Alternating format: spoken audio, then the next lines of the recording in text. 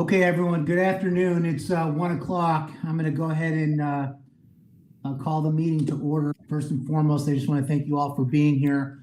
I would remind you to please keep your microphone on mute unless you are called upon to make a comment or ask a question. I'll do my best to facilitate the meeting so we aren't kind of tripping all over each other.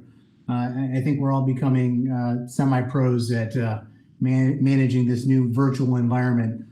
So with that said, I'm going to go ahead and let the record reflect that the time is 1 p.m. And we're going to do a roll call. So for roll call, what I would ask is when I call out the name of the district, if you would unmute and the attendee from that district, please state your name and your title so that we have a record of it. And Lori Hill, my executive assistant, will be helping us with managing the notes as well as public comments that may be offered throughout the meeting. So with that said, roll call starting with Avondale.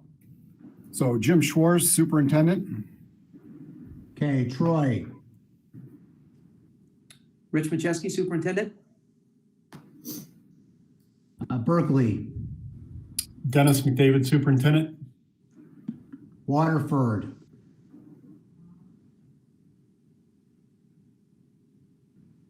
Waterford, are you there? Scott's trying to call in. He's having trouble. Okay, thank you. Bloomfield Hills. Pat Watson, Superintendent. West Bloomfield. Jerry Hill, Superintendent. South Lyon. George Heitch, Interim Superintendent. Lake Orion. Mary Angelopoulos, Superintendent. Birmingham. Mark Dashak, Superintendent. Rochester. Bob Shaner, Superintendent. Clausen. Tim Wilson, Superintendent. And Royal Oak. Mary Beth Fitzpatrick, Superintendent. Thank you. And Huron Valley, Paul Solaz, President as well, Superintendent. Thank you all for being here this afternoon. We're going to start with the Pledge of Allegiance. I'm going to go ahead and share my screen here so we can put a flag up.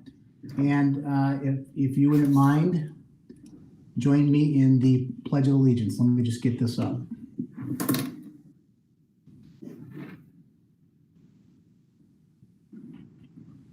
Do you see it? Yes. Okay. I pledge allegiance to the flag of the United States of America and to the republic for which it stands, one nation, under God, indivisible, with liberty and justice for all.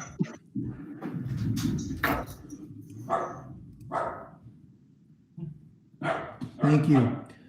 Okay, if we could start with the approval of the agenda. Can I have a motion to approve the agenda? So moved, Rochester. Support, Rochester. South Lyon. Rochester moves, South Lyon support. We're going to have to do a roll call. Avondale? Well, in the minutes, it states that I had participated in voting and I wasn't there. So there are some for right now in there that my name is in there when I wasn't in attendance. Jim, we're actually doing just the approval of the agenda at the moment. Oh, the agenda. I thought you were talking about the minutes. I'm sorry. We'll do minutes next. Thank you. Yes. So for now, the motion and the support is for approval of today's agenda. Yes. Troy? Yes. Huron Valley's a yes. Berkeley? Yes. Waterford? Bloomfield Hills? Yes. West Bloomfield? Yes. South Lyon? Yes. Lake Orion? Yes. Birmingham? Yes. Rochester? Yes. Clausen? Yes. And Royal Oak? Yes. Okay, let the record reflect we have anonymous approval for the approval of the agenda. Now let's move to minutes. So I would ask you to, if you have not had an opportunity to take just a moment, review the minutes that were sent to you earlier this week. And I'll ask for a motion in a second, and then we'll open it up for discussion. We'll start with Avondale. So, yeah, so the minutes are fine with the exception of the fact that I was not present. So it has me as a voting participant in several of the action items, and I was not there. Okay, thank you. Can we have a motion? Well, let's give it a minute for anyone that needs to review the agenda. Go ahead and take a minute just to look at the minutes rather.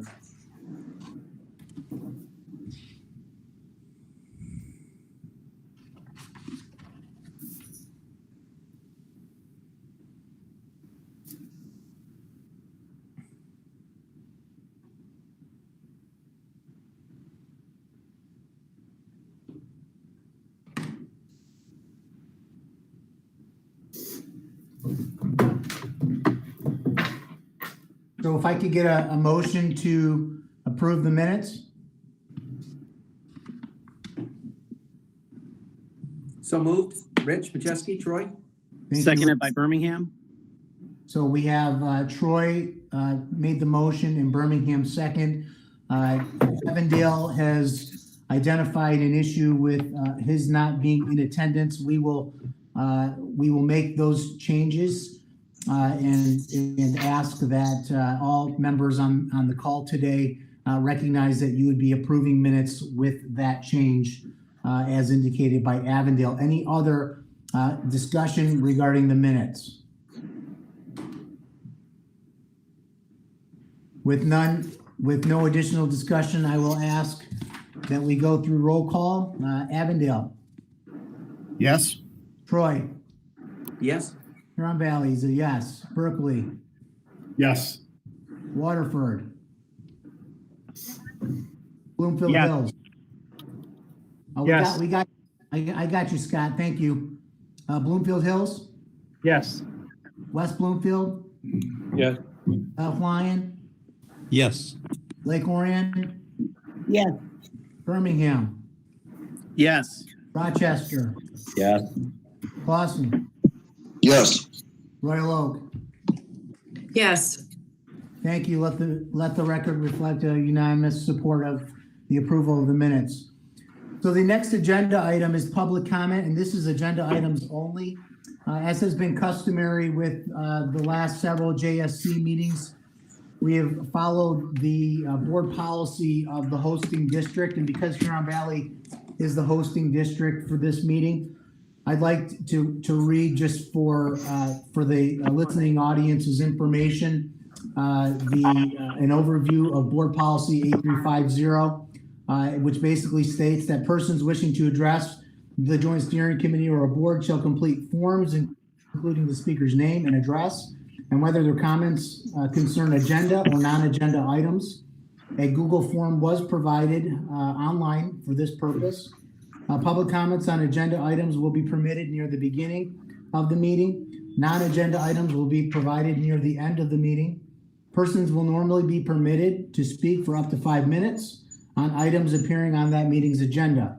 An individual may not transfer unused time to another speaker and may only speak at one time. So I'm going to ask Lori Hill, my executive assistant here, to help us facilitate this portion of the meeting. I believe we have one item under public comment that is specific to the agenda. I will be timing the public comments and asking you to conclude your comments after 5 minutes. So Lori, with that said, I'm going to ask you to invite the person to unmute and give their comments. Okay, our first caller, well, I guess the only caller for agenda items is Carol Finkelstein. Carol, you have 5 minutes for your public comment. Please state your name, address, resident, school district. Hit *6 to unmute your phone now.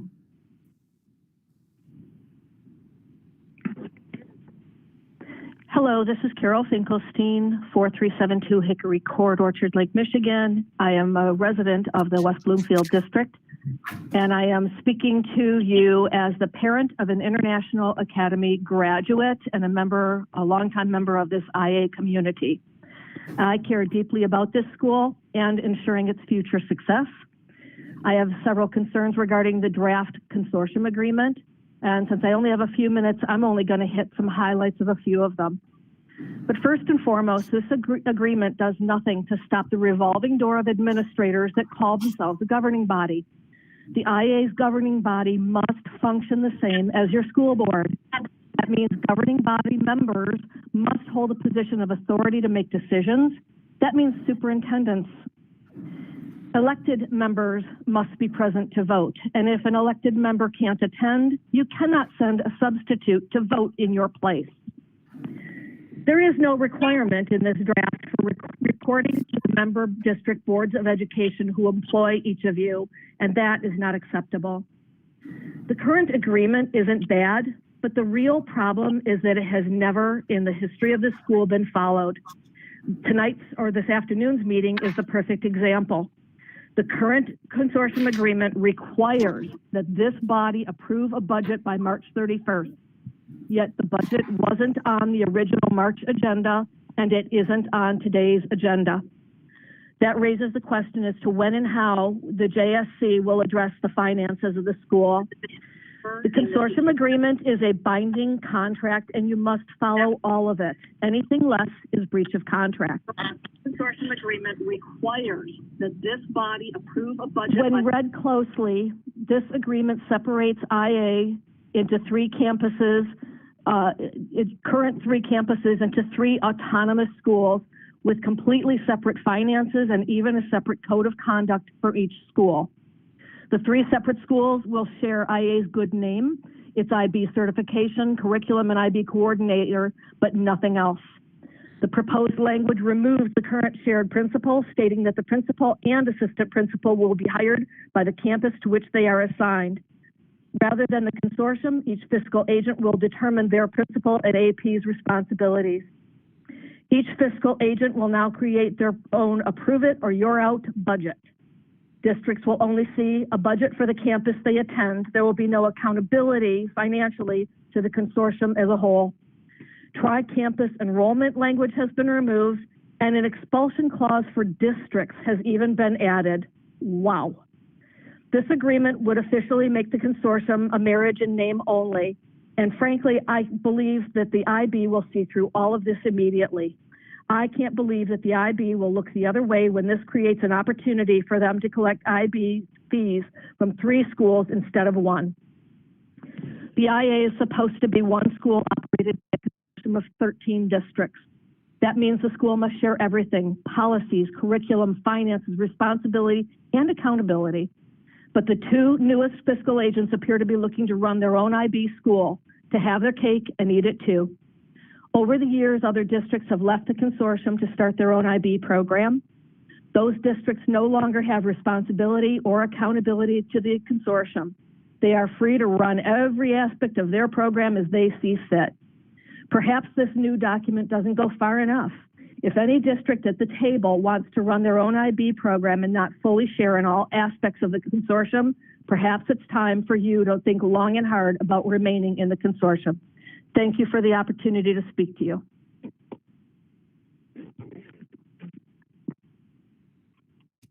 Thank you.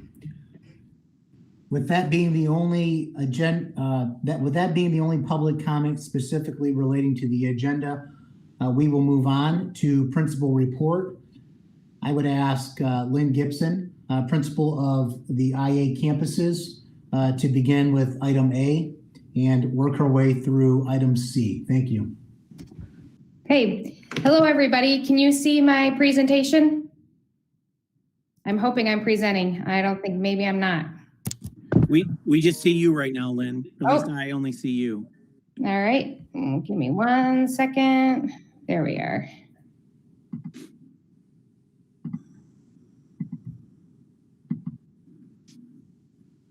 Okay. All right. Are we good now? Yep. Okay.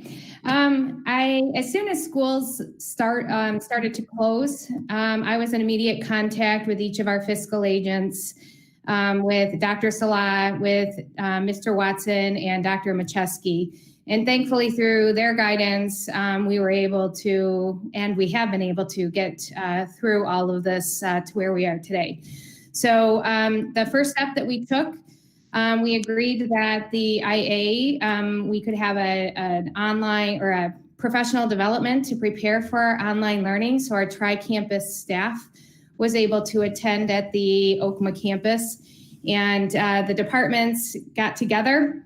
I should back up a little bit. So the planning for this, I was able to meet with our 2 librarians, one of our English teachers, our IB coordinator, and the admin team, and we met together to plan the day. And we wanted to hear from the teachers what it was that they needed the most. And so based on that feedback, we created the day.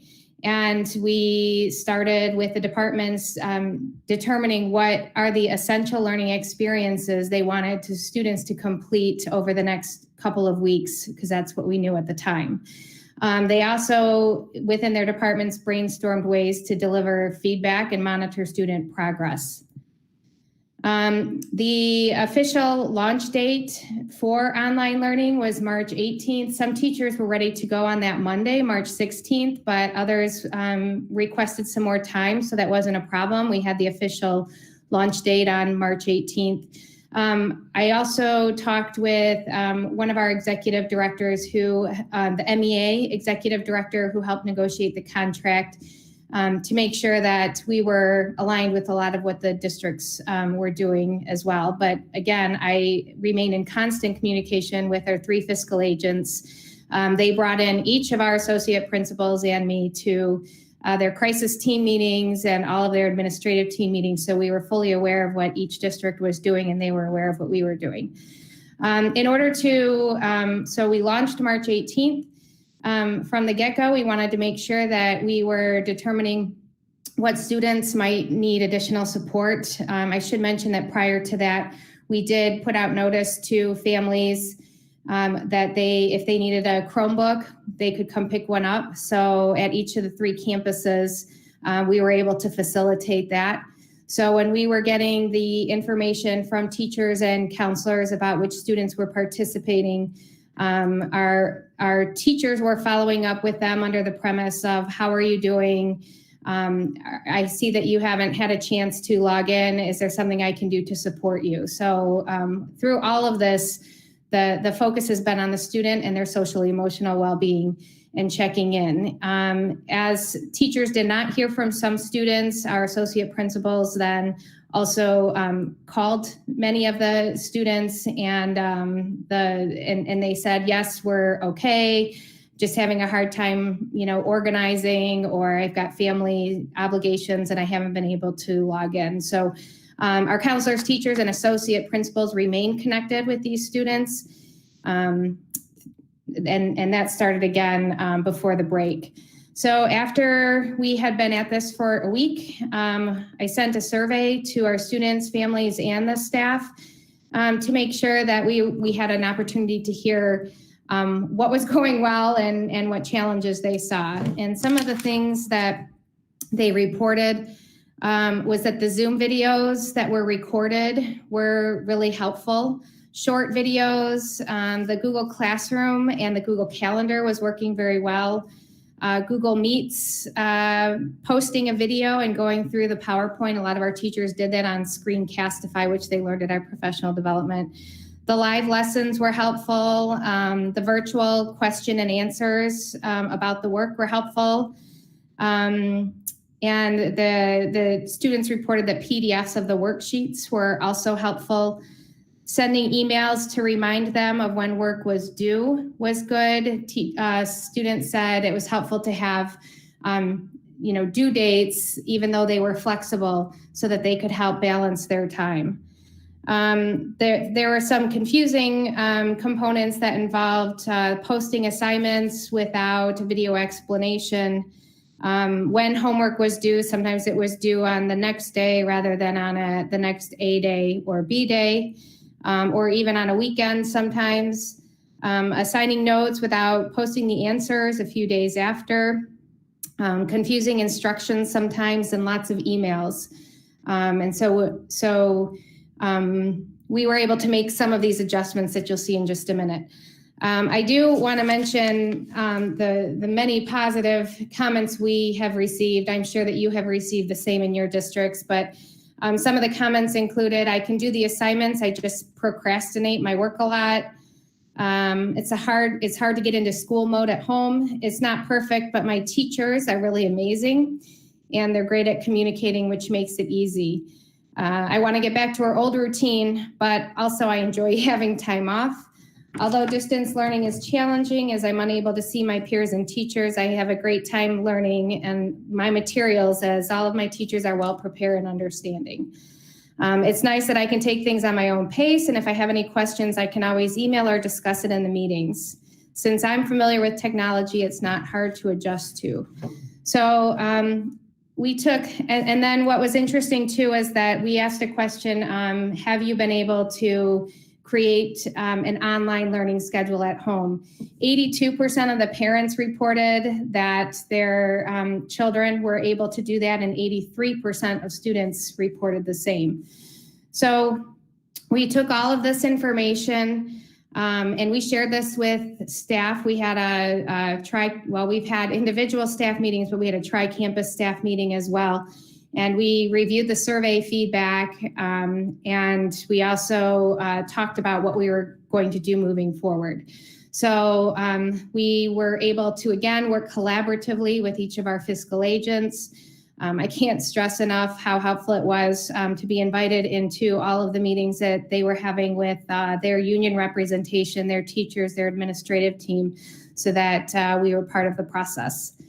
So then we launched our professional development plan that started Monday of this week, where we asked, we had 3 days of professional development for teachers to address our new plan, which is coming up in just a minute. But what we asked teachers to do was, for the remainder of the year, we want them to identify essential learning goals by course. And we asked them to think of it in terms of 14 lessons or modules that would take us through around June 4th. And that are 30 to 60 minutes in length. So we were trying to chunk it out for everyone so that it was in manageable pieces. We wanted them to determine a summative assessment or project that can be completed online and independently to show proficiency in the essential learnings. Create a student-friendly learning guide that provides an overview of the essential learnings through the rest of the school year, and that went live yesterday. We actually took the grid that Bloomfield Hills used for all of its courses, and we use that to provide our essential learning. So students and families can click on that and they can see in each class what the goals will be, what the learnings will be for the remainder of the school year.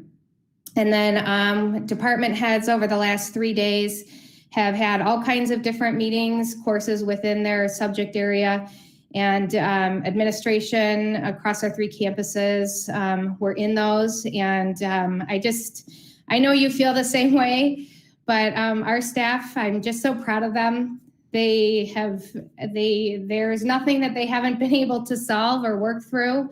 They understand the ambiguity, and obviously that's a challenge, but they remain so committed to our students, and they miss our students, and they want to stay connected with them. So I can't stress enough how great it's been working with our staff.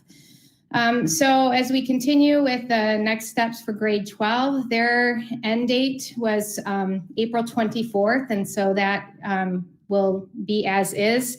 Typically, after April 24th, they come back to school for a week, and they review with their teachers for their IB exams. That takes 3 weeks. However, IB canceled those exams, and then they added a little bit of a boomerang for us because they asked us to send in all of our internal assessments for the different subject areas, whereas typically we send a sample.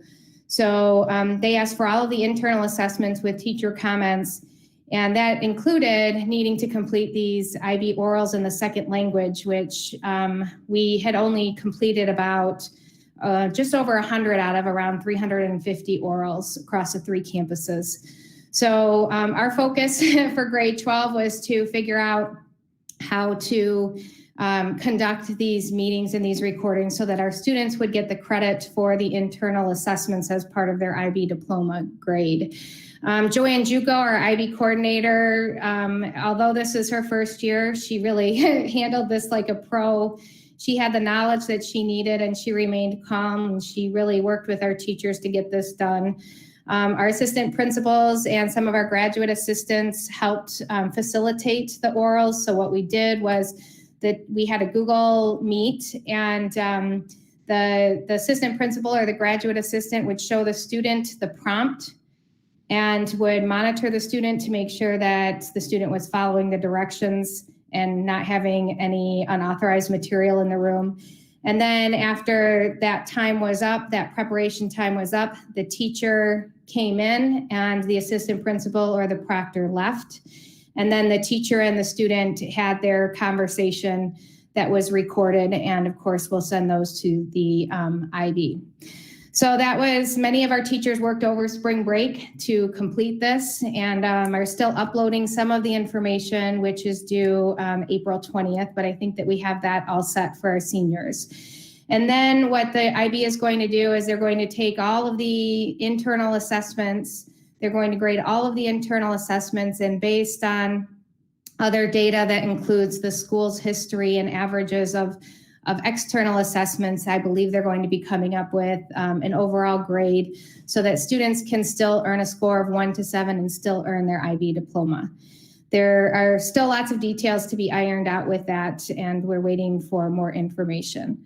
So our senior teachers have created one final essential learning for our seniors to complete, to be either unit focused, reflective, or summary learning for the class. We definitely didn't want it to be high stakes. We want the opportunity for our seniors to process and summarize and really maintain a connection with their teachers before their last day, which is next Friday. For grades 9 through 11, teachers are going to continue to send a weekly plan to each students, but they're going to identify it by A day and B day to help students organize it a little better. That was some of the feedback that we were receiving. Also, teachers are going to create 2 mini lessons or modules per week, 30 to 60 minutes each. And any homework practice should be a maximum of 30 minutes per assignment. If teachers are going to have any asynchronous content needs to be available to students by 8 a.m. on the day it's taught. Synchronous content can be made available at the time of the meeting, but what we added to this was that if students can't attend, the teacher needs to make sure it's recorded, and you can do that through either Google Meets or through Zoom. And so that was something, teachers were having live lessons at the same time. And so there was some competing interests there, as well as some students just couldn't log in at that time. So we're making sure that those are all recorded and students have access to those. We also are asking teachers to plan a summative project or assessment for students to demonstrate their proficiencies with the essential learnings. Teachers should be spending at least 3 hours of online office time available to students. And they need to state what their office hours are in their weekly plan that they send out. And like many of what all of your districts are doing, that the sessions can be used for question and answer, content discussion, feedback, attending to social emotional needs, and having fun with the students. So this slide identifies, we sent this out to families yesterday, the teacher time expectations and how students can best organize their time during the day. And Wednesday is really allocated to, submitting any old assignments or independent reading, studying, wellness. Our counselors are working with us, as well as our health and PE department, to provide some wellness activities for students. And that's also a time for teachers to have online office hours. Where we also ask departments to have one department meeting every 2 weeks. And then they're sending the administrative team an invitation so that we can attend those. We've already had 2 or 3 staff meetings virtually, one tri-campus staff meeting when we rolled out this learning plan, and then we've had individual meetings at each campus. We have you can see the schedule for the remainder of the year. that we have communicated to our staff members, and we can certainly add additional meetings as needed, because as you know, the situation evolves, and sometimes it's best to communicate via, not writing. The IB requirements, we're continuing to make sure our students are prepared for this. Our extended essay coordinators met yesterday, and we're working on a plan to take the next steps with the juniors, because the way we have it laid out is that the juniors start choosing their topics now before the summertime. And so we're looking at ways to utilize that Wednesday time that you saw in the previous diagram or table, so that they can work on that specifically and that they don't get behind on that. Science, we were going to have a junior week where all the juniors were going to be working on their IB science internal assessments. However, they need too many supplies, and that's not something that they can do at home, so we'll push that into next year. However, our English department talked, and because we still don't know what's going to happen in the fall, they want to keep with the schedule that they had with recording their English orals for our juniors in this May. And so they are preparing the students for that. And they'll be working with our second language teachers who have already been through this recording process to get any tips from them. Our counselors have been amazing. I know that they are across the board in all of our districts, working with the administrators, teachers, students, families, the special education support to make sure that all students are supported. They continue to send out their weekly newsletter addressing the social and emotional learning and tips on how to organize the online learning day. Starting next week, they're going to make a video recording to communicate common questions and answers. They're also going to start working on rescheduling their junior college planning meetings that always occur from like February until June. So they're going to get back with that. And then they have created an online honors celebration for juniors and seniors, and we're in the process of that. Teachers are recording, or at least they're writing at the minimal, the department awards, and some teachers are recording it, and they're putting it together in one presentation virtually. So we're really excited about that.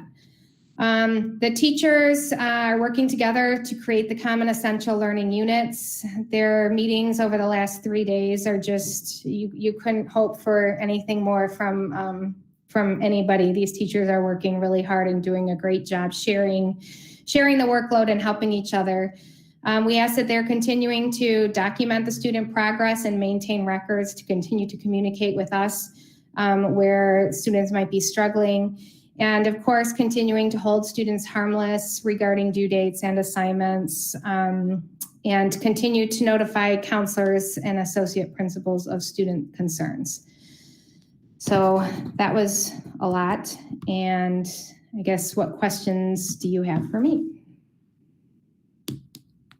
So thank you, Lynn. Appreciate that update. Why don't we start with, let's start with Avondale. And, I would just point out here before I turn it over to Avondale, there's a comment box at the upper right-hand side of your screen next to your actual image.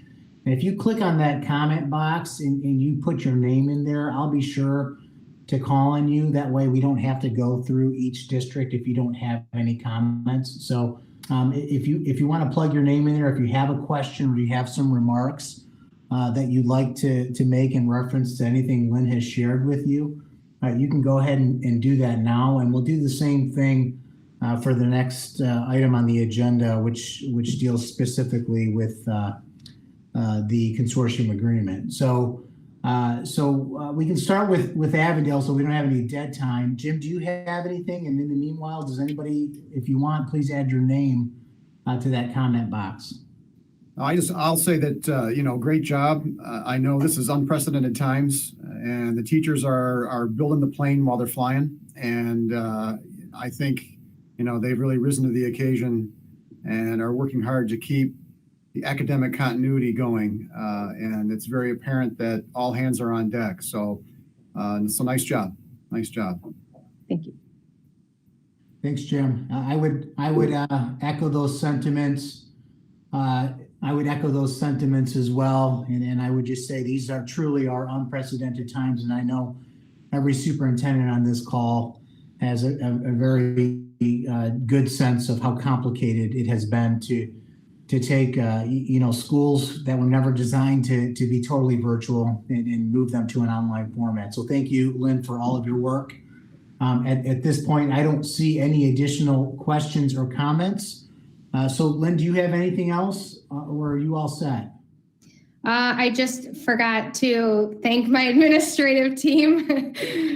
We've been working hand in glove like many of you have been. We're in constant communication, helping each other and communicating across the 3 campuses so that we're giving the same message. So sorry, admin team, I didn't mean to leave you out.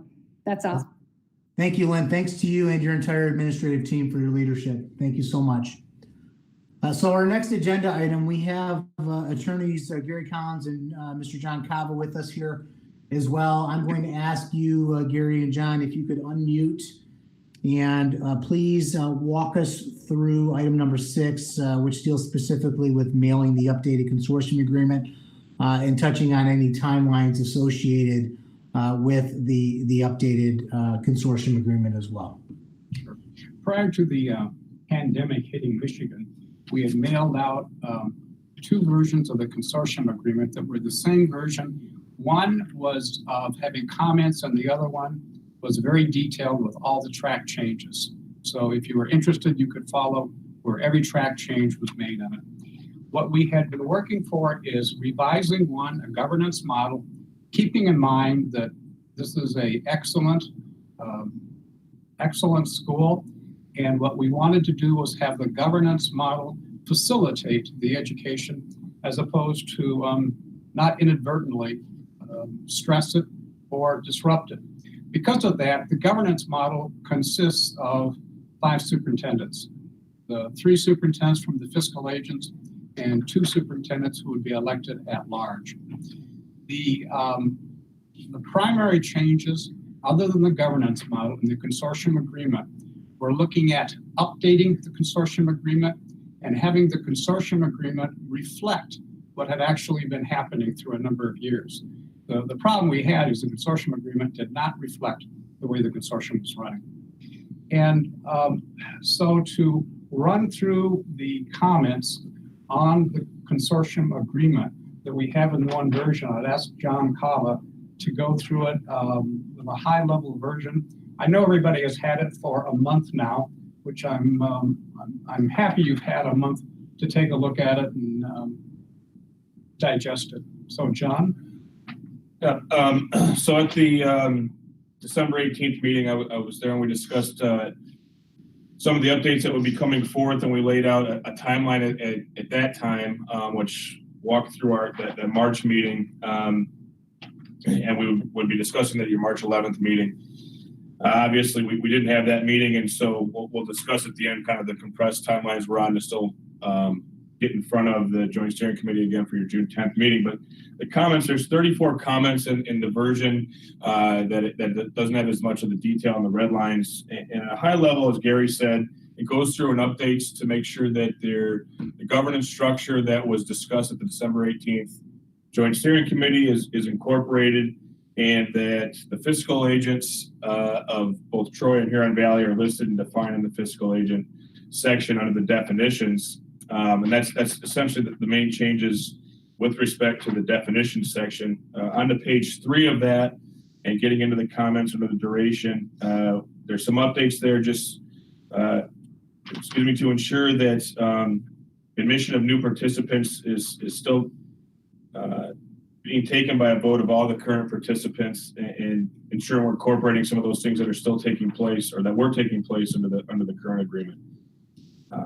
On to page 4 and comment 5, we just want to make sure that you're aware that there's still unilateral withdrawal provisions that is taken from the current agreement, and we're just changing references from the Joint Steering Committee to what we're defining as the governing body of those 5 members that Gary mentioned. Comment 6, we have language regarding expulsion of participants if they're not complying with the provisions of the agreement, and that's not currently in the consortium agreement, so that was an addition. And on to page 5 in comment 7, we have language regarding the vote to dissolve the consortium, similar to the procedure you have now, and then you're going to have a requirement of a vote of the majority of the participating districts. Comment 8, the governing body is winding up the affairs as opposed to the joint steering committee. So a lot of these comments are just referencing the governing body as opposed to the joint steering committee. The other piece that was added in comment 9 is a 30-day time limit on resolution, and then you go to dispute resolution provisions. Comment 10 relates to temporary discontinuation of participation and what's happened to status of districts that have unilaterally withdrawn. Next comment is on page 7. It's comment 11. Currently, there is an expiration date of June 30th of 2019. Updated just so that there isn't an automatic expiration date, and the consortium continues until such time as the participating districts elect to discontinue or dissolve the consortium. Comment 12, in the structure layout, the provisions that were approved by majority of the districts related to the structure of the consortium having a governing body, which essentially is replacing the joint steering committee, the powers that the governing body has, and compliance with the Open Meetings Act. On page 9, comment 15, we now added officers. The current agreement does not have officers for the joint steering committee, also does not have a bylaw and policy provision, so that was added. Again, the Open Meetings Act provision was added as well in comments 18 and 19. Bottom of page 9, the fiscal agents, comment 20, responsibilities that the fiscal agents have, and just trying to capture what is really taking place day to day at those various campuses. And then on page 10 in comment 21, the fiscal authority of the fiscal agents at each of the campuses. Comment 22 is just letting you know where the language is coming from in the current agreement. And comment 23 relates to making sure that the consortium itself does not have any corporate authority and there's reliance on fiscal agents. There's not a current provision in the agreement that mentions that. Comment 24 on page 11 creates a joint advisory committee of all the participating districts. There's nothing currently similar in the consortium agreement that has an advisory committee consisting of all the superintendents. Enrollment, again, I've simplified this provision to allow the fiscal agents the ability to determine enrollment at their campuses. Next comment is on page 13, and that's comment 26. That's under discipline, each campus having its own code of conduct and the fiscal agent having the authority to determine its student code of conduct. That's different from the current agreement where it states that the code of conduct is the same for all campuses. Page 14, comment 27.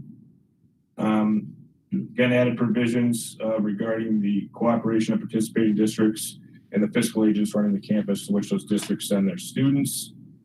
Comment 28 on 15, provision describing the duties of the fiscal agent and establishing the budget. And there's not currently as much detail regarding the joint steering committee creating a budget in the current agreement. Page 16, comment 29, just letting you know the per pupil charge and where it's coming from in the current agreement. And then comment 30, the changes are substituting the fiscal agent for the joint steering committee.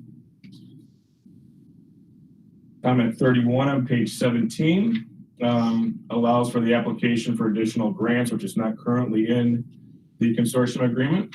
And then comment 32 on page 17 lays out a provision in the case that there are excess costs and participating districts approving those excess costs. Comment 33 on page 19 lays out the employment of the academy principal and assistant principal and the reasons for not creating a joint employment relationship. And that's the same for comments 34 and 35. And I believe those are the end of the comments at a high level. And Paul, any questions? Obviously, we'll be happy to answer those. And Gary, I don't know if there's anything else that. Tom, why don't you give a kind of time frame as to what's going to happen going forward with both mailing of ballots and asking districts to come back and approve the candidates who would like to be at large? Yeah, so moving forward, I believe there's a couple of candidates for potential at-large ballots that I believe Rich and Paul are going to be able to send out to the various districts. And we're looking at doing that within the next couple of days, I believe, Rich and Paul, and then answering any questions sometime end of next week, I believe, if there's any questions regarding this agreement from any districts, and then getting in front of your boards sometime in late April, early May, so that boards can approve the agreement, the ballot, and then getting back so that all the boards have approval for the June 10th Joint Steering Committee meeting. Is that Rich and Commander Paul? Yeah. Yeah. Thank you. you. Want me to add the meeting that we have set up? Yeah, please go ahead, Rich. Thank you. Yeah. So we had, before all of this, I'm sorry, this is Rich Macheski with Troy Schools. Before all of this occurred, we had actually had a meeting set up in Troy Schools. We were planning to set a meeting up in Troy Schools following this scheduled meeting for superintendents and board members to come together and ask any specific questions, anything that would be more specific, or questions that came up in the interim with either Gary and or John. We want to still do that because we think it's important for you all as superintendents. If you have board members that have specific questions that maybe you're not prepared to ask or have answered right now. So we've set up a Zoom call for April 28th. That's a Tuesday at 4:00. Troy Schools will host the Zoom. We'll send it out to the consortium districts. And that would be an opportunity for superintendents and board members to come on. If you have an interest and you have a question, or if you just want to listen, that's fine as well. We'll have those specific questions answered at that time. It would also be very helpful, we think, if you have questions or you have a specific question you want to ask, if you might send that to our attention in advance, and we can make sure that for the sake of time, we have all of those questions ready to be answered. And of course, if something comes up at the meeting and there's a question that just comes up, certainly should feel free to ask any additional questions at that time. But we just think that might be a way to help streamline the process and then make sure that all boards have their questions answered relative to the proposed changes. We think that'll be a nice addition to this process so that when information goes back to boards for approval, there's no question as to what is being asked. Thank you, Rich. So I'm looking in the comments section right now. Are there any questions regarding the process? Any questions for our attorneys that are here with us today? Any questions for Rich regarding April 28th date? Please add that to the comments section now so we can make sure we get those questions answered. Or just indicate your name and I will ask you to take the floor. Okay, Mark, go ahead. Thanks.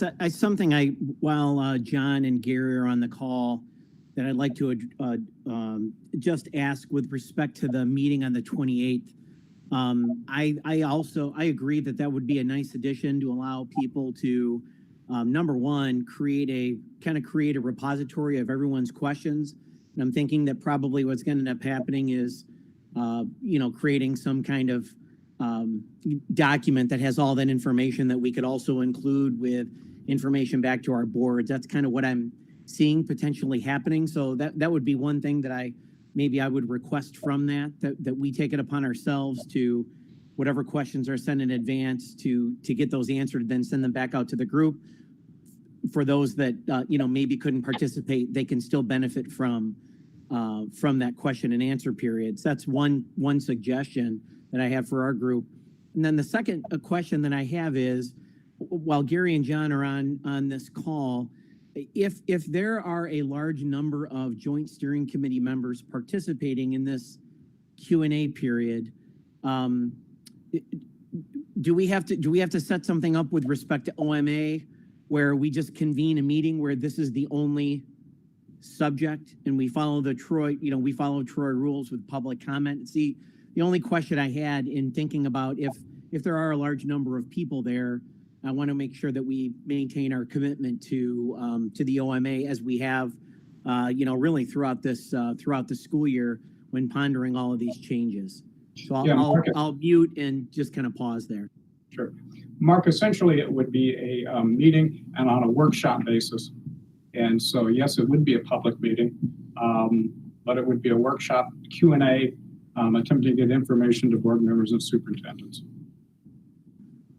Okay, great, thanks. I think just to clarify that too, and even for my own board, I really like that language of taking a look at it like a study session or a workshop where we're not voting on anything, but we will be coming together for discussion and making sure that it's open. So thanks, Gary, I appreciate that. And I will say to Rich in putting that together, if you need any assistance or if anybody from my team can help with whether it's the Q&A, follow-up documents, anything that we need to do, just know that I'd be happy to provide assistance and support.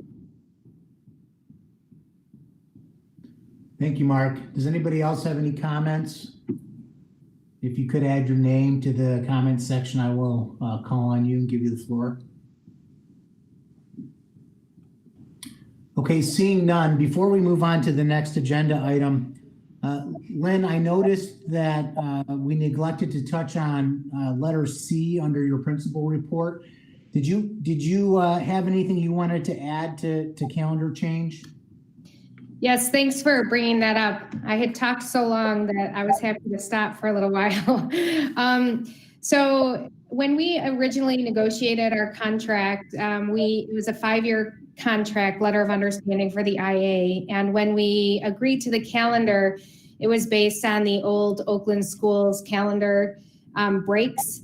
And so now our spring break for next school year and the following school year does not align with the Oakland Schools calendar. And it looks like it's being negotiated at West and at East, and Bloomfield has changed theirs to align with the Oakland Schools calendar. And so I guess before this pandemic occurred, we were in talks with our union reps from each campus about how we can, what days we can adjust and try to align with as many of our fiscal agent or as many of districts as we can. I know Birmingham switched theirs. We were looking at their model. So I guess I just wanted to see if you were okay for me to continue those conversations with our admin and union team and then bring back a recommendation in June, hopefully. I don't foresee any issues with that, Lynn, as long as you're not taking action without bringing it back to the Joint Steering Committee for approval. So at this point, you're just continuing the process of negotiating and communicating with your respective team, and you'll bring back a recommendation in the future. Is that what I'm hearing you say? Yes. Yeah. Does anybody have any questions for Lynn? If you do, if you could add your name to the message board. I don't personally see an issue with it, but does anyone have any questions? Seeing no questions, you're good to proceed in that way, Lynn. Okay, so moving on, we're going down to number 7 on the agenda, which is nominations for at-large JSC members. So what I would ask at this point, as I understand it, I believe that both the superintendents of Rochester and Birmingham, Rob and Mark, have their boards have passed a resolution nominating them for at-large JSC members. I'd like to confirm that. Rob, could you confirm that from Rochester for us, if that's the case? Yes, I am confirming that I'm a nominee. Thank you. And Mark from Birmingham? Yes, the same. Our board has encouraged my assuming the at-large position just because we have so many students at the central campus. We have the largest body of students there. So yes, indeed. Thank you. And I'd like to ask, just to be sure that we don't miss anybody, has any other district board taken action to nominate their superintendent to serve in one of the at-large positions?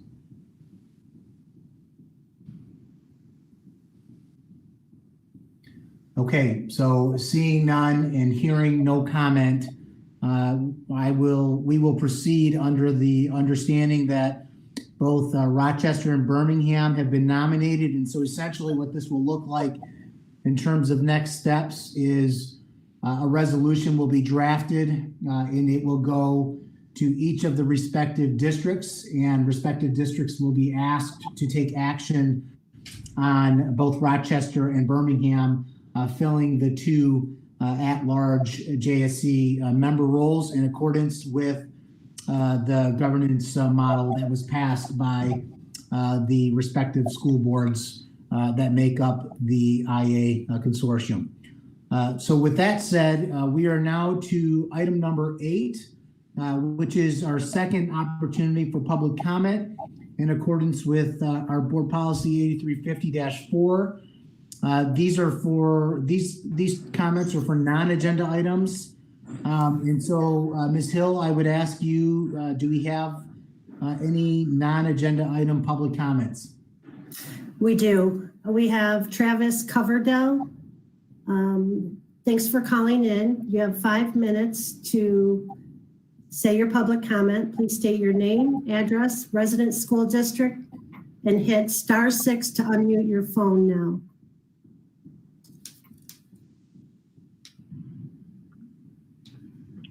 Good afternoon. My name is Travis Coverdell,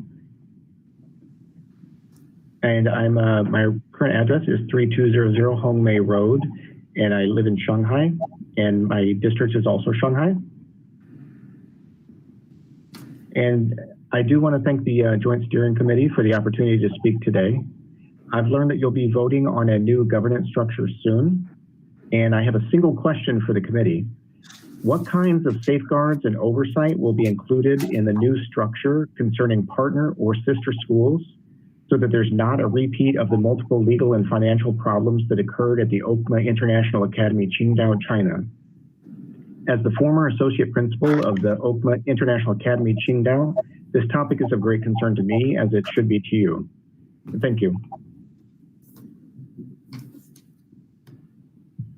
Thank you. Just for the record, the Joint Steering Committee will operate in the same way that any board would operate, hearing comments and feedback, but not engaging in Q&A. So, Ms. Hill, do we have any other public comment? We do. We have Amelia Ascari. Amelia, you have 5 minutes.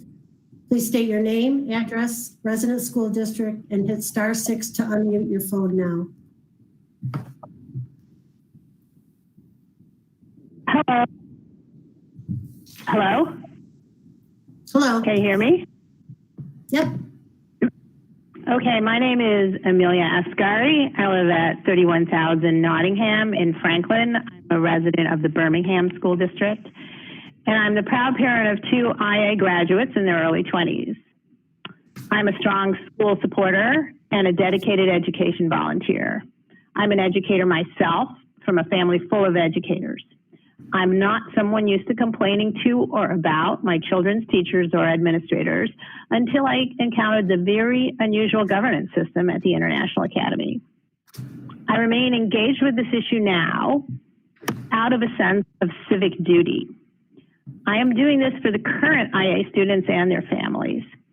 I understand how difficult it is for you students and families to step forward with any expression of concern about the school's management while you or your family member is on the path to applying for college. I do not want you and future students to be forced to face the same long struggle to be heard that I and others have faced as we raised very legitimate questions about the International Academy's governance. Let's acknowledge that these Joint Steering Committees meetings are open only because a group of community members and community-oriented law students and professors and some school board members from consortium districts spent thousands of hours over a period of years pushing for the International Academy to comply with the Open Meetings and its own consortium agreement.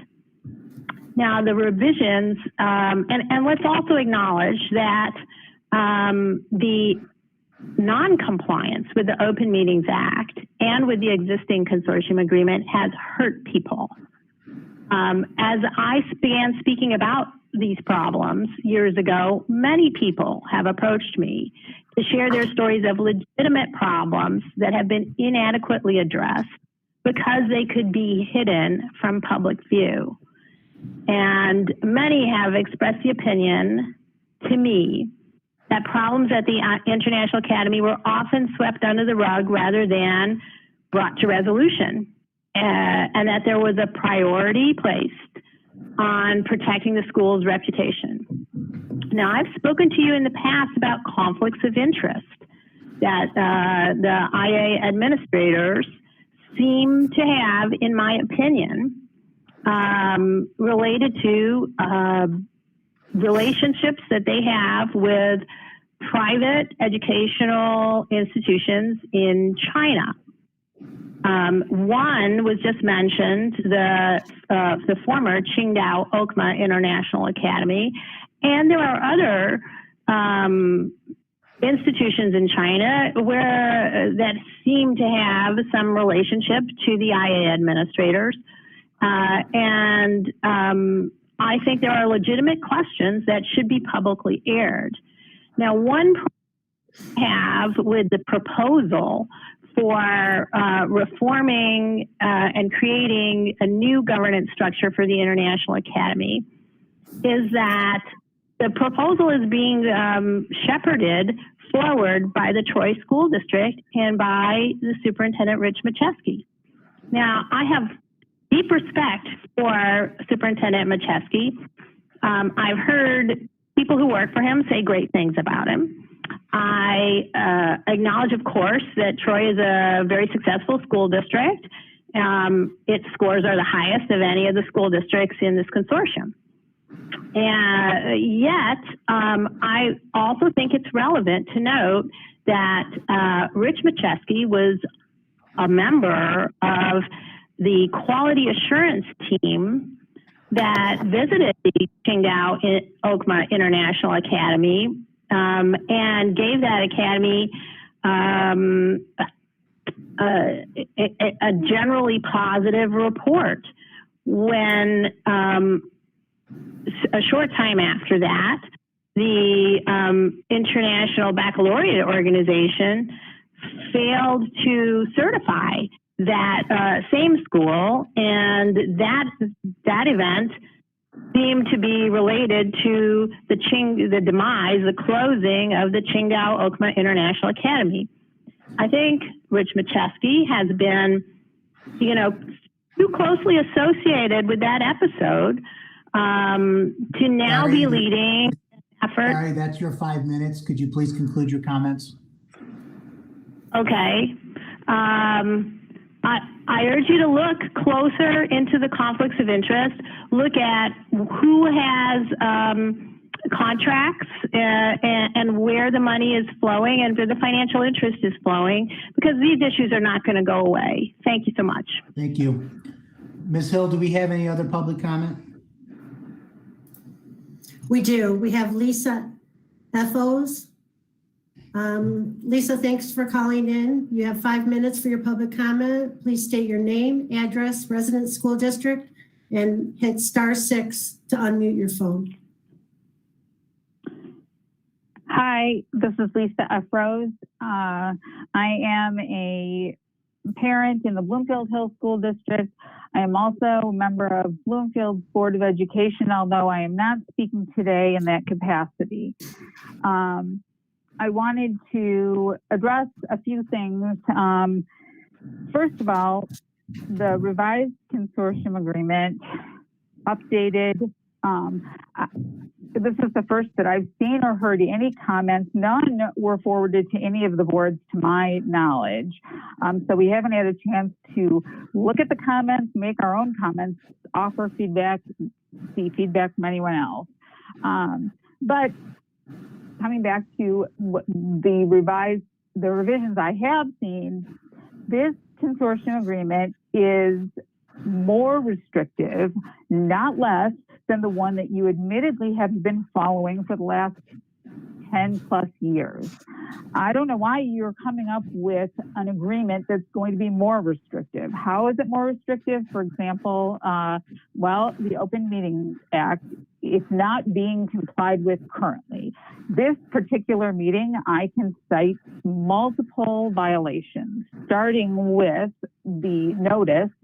It hasn't been 18 hours continuously before the meeting. There was a break in the chain of posting, which is a violation. I'm sure you know Executive Order 2020-48, which specifically pertains to online open meetings to be held by public bodies, gives very specific requirements. You're violating two right now as we speak. One, your comment box. The public can't see your comments. Therefore, you can't be making them during a meeting. Two, you're also referencing text that you're between board members that are currently sitting at the table or in your home office as it is. That's also a violation of the Open Meeting Act. So the penalty for that is that any vote taken during this meeting is null and void, which means the approval of the agenda, the minutes of the meeting, and any nominations for the at-large members in the revised consortium. The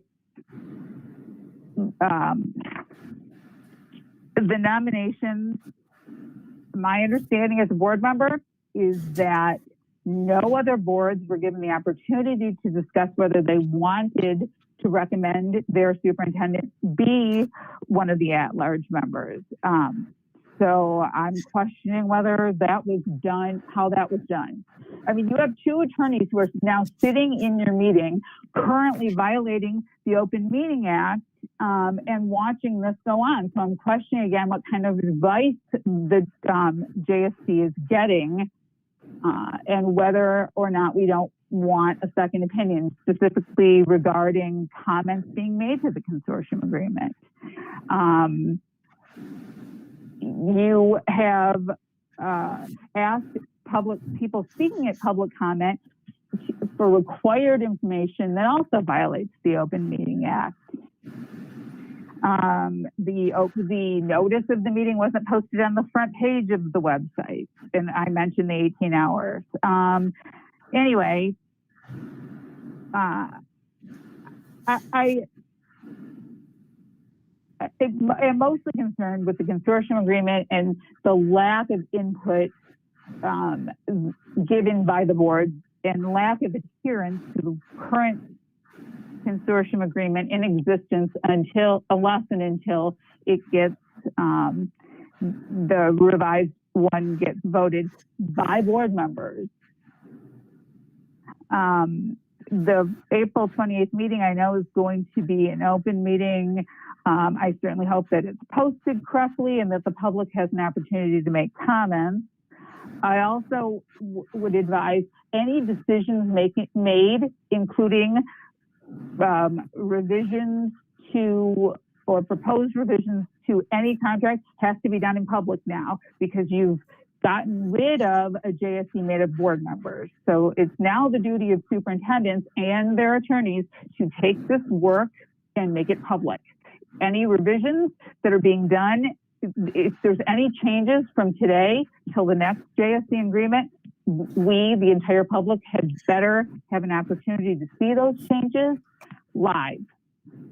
As Ms. per the Efros, open. that's your 5 minutes. If you could go. All if right, you could that's all right. conclude. I'm finished. Thank you so much. We appreciate your public comment. Ms. Hill, do we have any additional public comment? We do. We have Susan Tang. Susan, please state your name, address, residence, school district, and hit *6 to unmute your phone now. Hello, this is Sue Tang, and I live at 5215 Brookdale.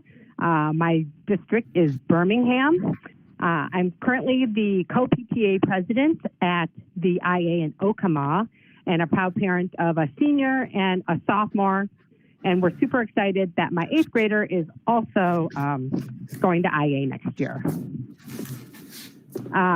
So the first thing I wanted to say is that I agree with Lynn that I think the IA staff and teachers have done an amazing job at transitioning to online and making sure that the students are continuing their learning in this time of uncertainty. And then it adds a little normalcy that they have homework and that they are learning. So they have done a great job, and I've been super impressed. My next point is we've talked a lot, or I've heard a lot of discussion about the finances of the IA. And what I'm concerned about is that I've heard like snippets about what the solution is, like maybe increasing tuition or increasing enrollment, or also like allowing the sibling to come, even though that they weren't selected in the lottery. But I haven't really seen anything presented about that. And I guess when I was looking at the presentation from last year, the main thing that popped out at me was our low fund balance and how it's decreasing over the years. And so I would put in a request that maybe like at the next meeting, I know you guys are working hard at it, but maybe like presenting something of what you're thinking the direction is for the finances for the IA. And then also it probably would help that like families, if we could do it in the fall with siblings, that they can also plan accordingly. Thank you so much. That's all I have. Thank you. Any additional public comment, Ms. Hill? No, that concludes our public comments. Thank you very much. I'd like to open it up to the floor. If any superintendents have any comments, I'd ask that you just put your name in the comment box and I will call on you.